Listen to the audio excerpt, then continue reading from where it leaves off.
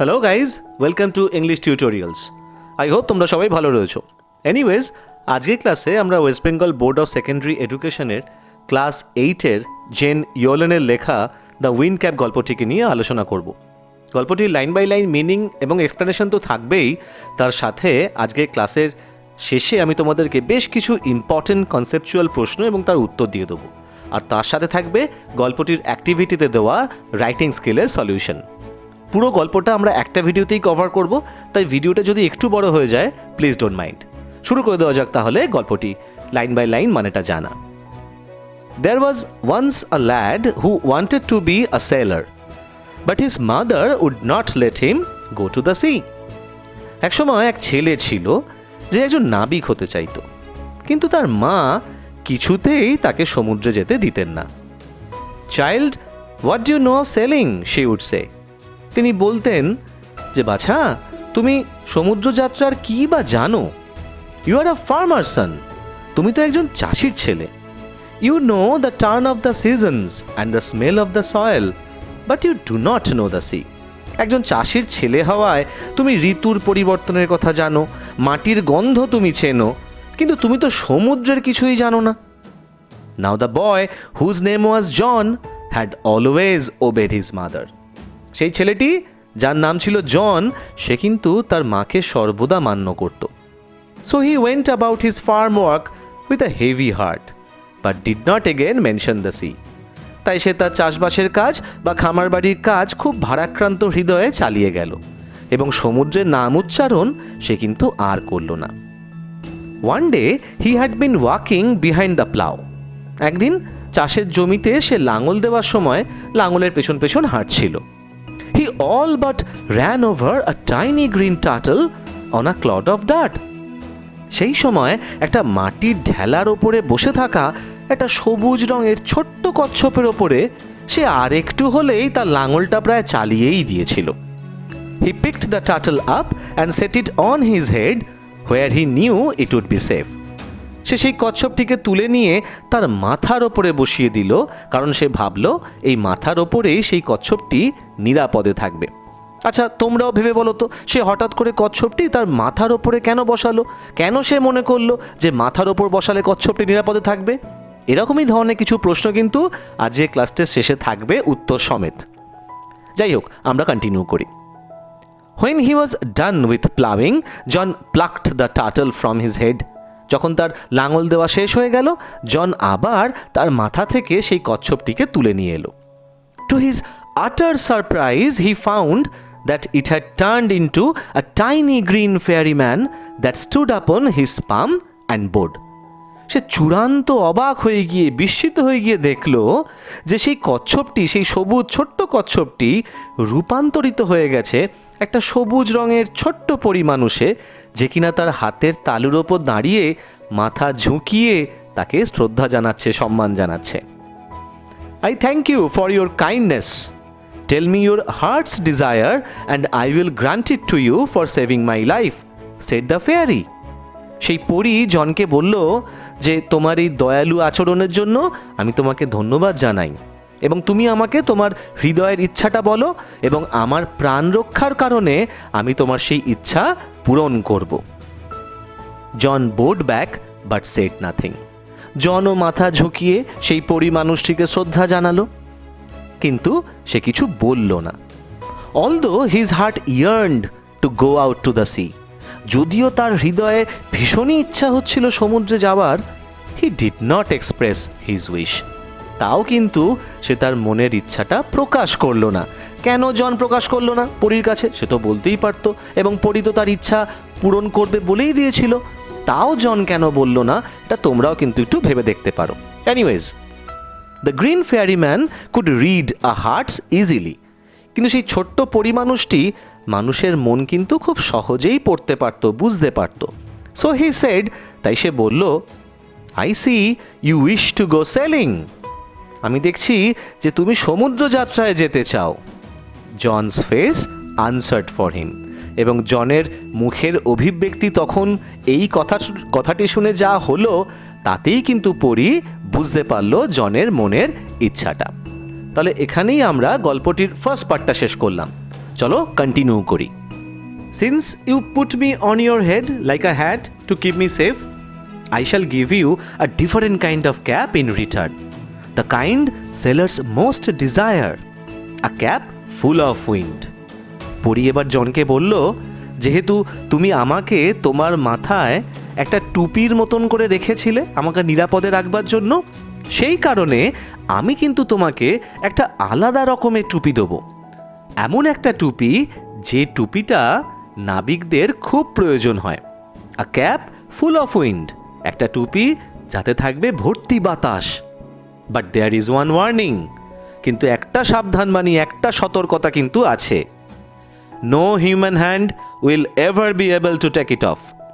কোনো মানুষ কিন্তু তোমার মাথা থেকে টুপিটা কোনো দিন খুলে নিতে পারবে না। Then with a blink the fairy man disappeared, leaving a striped cap behind. তারপর চোখের পাতা ফেলতে না ফেলতেই সেই পরী মানুষটি অদৃশ্য হয়ে গেল একটা ডোরাকাটা দাগ দেওয়া টুপি রেখে দিয়ে। Young John put the cap on his head. ছোট্ট জন সঙ্গে সঙ্গে টুপিটা সে তার মাথায় পরে নিল and ran home to tell his mother, এবং সে দৌড়ে বাড়ি গেল তার মাকে পুরো ব্যাপারটা বলবার জন্য। No good will come of the wind cap, she said. তার মা সব শুনে বললেন যে এই উইন্ড ক্যাপ থেকে কিচ্ছু ভালো কিন্তু হবার নয়। But the lad would have none of her cautions. কিন্তু সেই ছেলেটি অর্থাৎ জন, সে কিন্তু তার মার কোনো কথাই, কোনো সাবধানবাণী কিন্তু শুনল না। দ্য ভেরি নেক্সট ডে, ঠিক তার পরের দিনই, putting on the sailor's cap, সেই নাবিকের টুপিটা পরে নিয়ে he ran off to the sea, সে দৌড়ে গেল সমুদ্রের কাছে।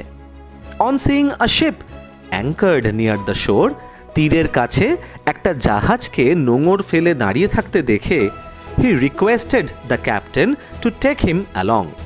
সে সেই জাহাজের ক্যাপ্টেনকে গিয়ে অনুরোধ করল যেন তিনি জনকেও তার সাথে সমুদ্রযাত্রায় নিয়ে যান। Thus began his first ever sea voyage. এইভাবেই শুরু হলো জনের সর্বপ্রথম সমুদ্রযাত্রা। Well, the wind cap worked as the fairy had said.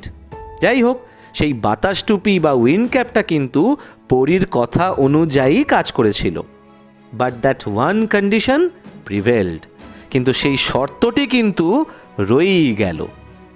Now that was both bad and good. এখন সেই শর্তটা কিন্তু একদিক থেকে যেমন ভালো ছিল তেমনি খারাপও ছিল। It was bad because John could neither take his cap off before his captain nor at bed time. এই শর্তটা খারাপ ছিল কারণ ঘুমোতে যাওয়ার সময়ও জন টুপিটা মাথা থেকে খুলতে পারতো না, বা জাহাজের ক্যাপ্টেনের সামনেও কিন্তু জন টুপিটা খুলতে পারতো না। এখন তোমাদের মনে প্রশ্ন হতেই পারে যে আচ্ছা, ক্যাপ্টেনের সামনে টুপি খোলবার দরকারটা কি, কারণটা কি? বেসিক্যালি কিছুই নয় যে কোনো একটি জায়গার ঊর্ধ্বতন কর্তৃপক্ষের সামনে টুপি খুলে দাঁড়ানো বা খুলে কথা বলাটাই কিন্তু রীতি।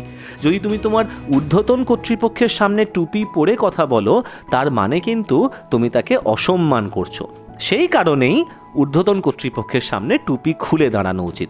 জন কিন্তু সেটা করতে পারতো না। যাই হোক, and it was good because neither could he lose the cap nor could it be stolen from him. এই শর্তটা আবার ভালো কোন দিক দিয়ে ছিল যে এই টুপিটা কেউ জনের থেকে চুরিও করে নিতে পারবে না, বা জনও কোনোভাবেই টুপিটা হারিয়েও ফেলতে পারবে না। Since it was wind that sailors called for, যেহেতু নাবিকেরা সমুদ্রযাত্রায় সব থেকে বেশি পরিমাণে চাইতো বাতাস, and wind that John could supply, এবং যেহেতু সেই বাতাসই জন প্রচুর পরিমাণে সাপ্লাই দিতে পারত, he soon became very popular. সে খুব শীঘ্রই কিন্তু খুব পপুলার হয়ে গেল। পরীক্ষায় কিন্তু প্রশ্ন আসতেই পারে যে জন কেন পপুলার হলো, তাহলে উত্তর বুঝতেই পারছো যে জন যেহেতু প্রচুর পরিমাণে বাতাস বা উইন্ড সাপ্লাই দিতে পারত, সেই জন্যই কিন্তু জন খুব পপুলার হয়ে উঠেছিল।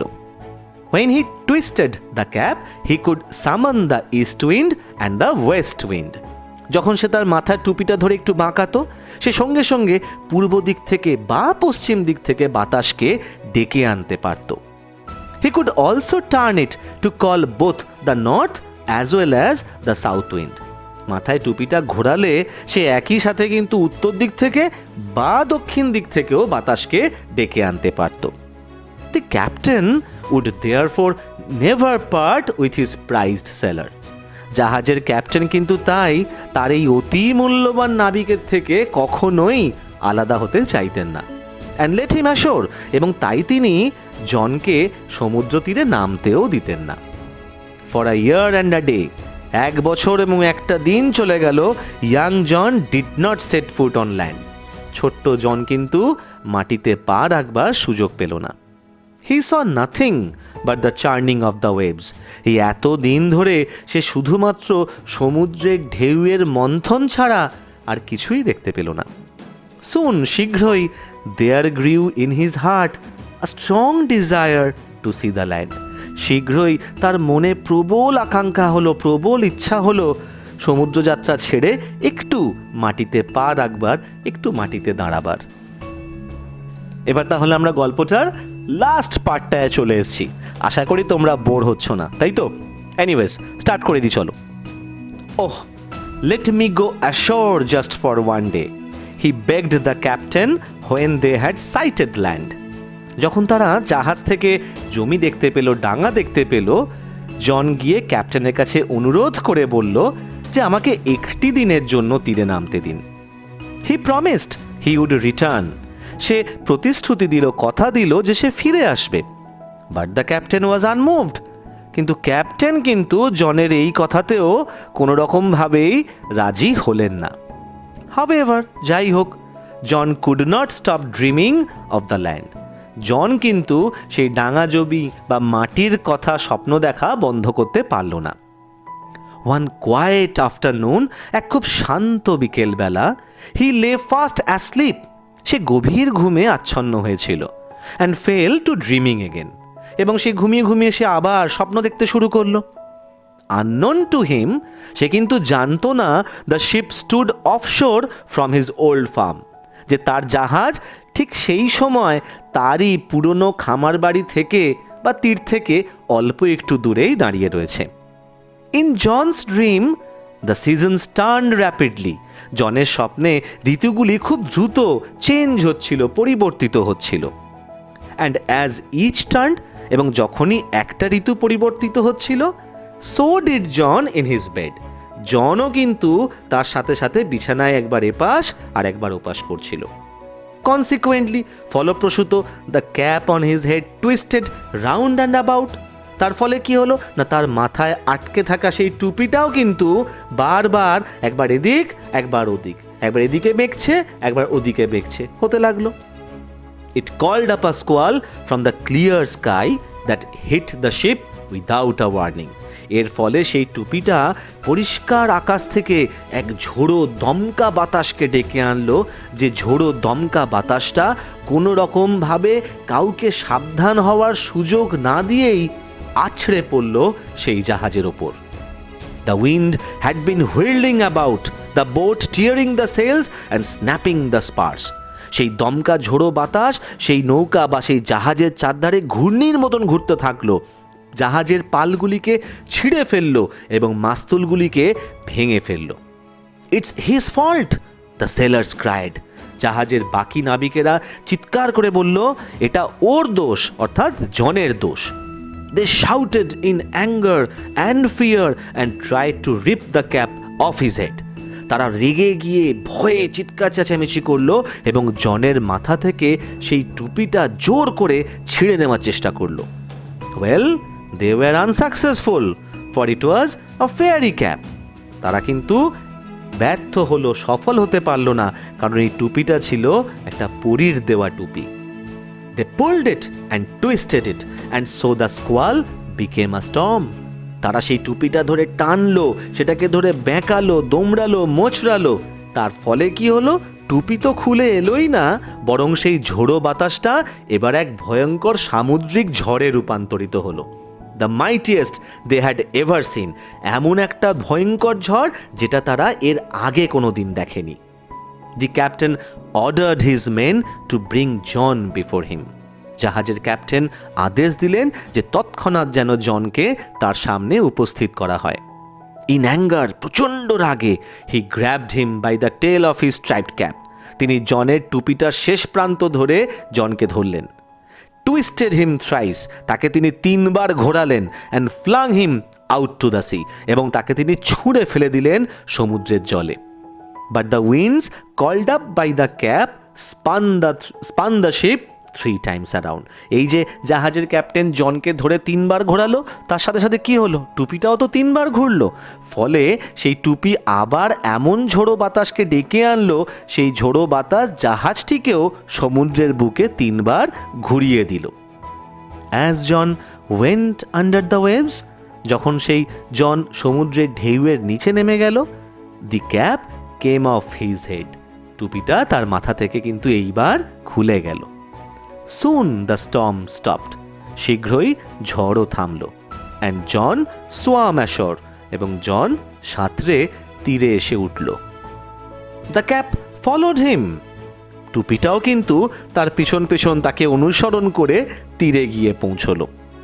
When he got to the land, যখন জন গিয়ে ডাঙায় উঠল, John picked up the cap, John সেই টুপিটা হাতে তুলে নিল, and ran home to his mother and farm, সে দৌড়ে গেল তার মা এবং তার খামার বাড়িতে। এগেইন ইন দ্য উইন্টার, আবার পুনরায় শীতকালে, when the snow lay heavy on the fields, যখন চাষের জমিতে তুষার খুব মোটা হয়ে পড়ে গেল, he began to dream of the sea, জন কিন্তু আবার সমুদ্রের স্বপ্ন দেখা শুরু করলো। John went to the wardrobe, তার ঘরে যে আলমারিটা ছিল সেই আলমারির কাছে গেল John. Got out the fairy cap, সেই আলমারির ভেতর থেকে সে সেই পরীর টুপিটিকে বার করে আনলো, and steered at it for a long moment, এবং বেশ খানিকক্ষণ ধরে সে সেই টুপিটার দিকে তাকিয়ে রইল। Tucking it in his shirt, সেই টুপিটাকে সে তার জামার মধ্যে গুঁজে নিয়ে, he ran out to the field, সে দৌড়ে গেল তার সেই ক্ষেতে, সেই জমিতে। He placed the wind cap under a stone, সেই ক্ষেতে বা জমিতে গিয়ে একটা পাথরের নিচে সে তার টুপিটা, উইন্ড ক্যাপটি রেখে দিল। হোয়ার হি নিউ, যেখানে সে জানতো the fairy man would find it, যে সেই পরী লোকটি বা পরী মানুষটি ওই টুপিটি খুঁজে পাবে। Then he left again for the seas, তারপরে সে পুনরায় সমুদ্রযাত্রায় বেরিয়ে পড়ল।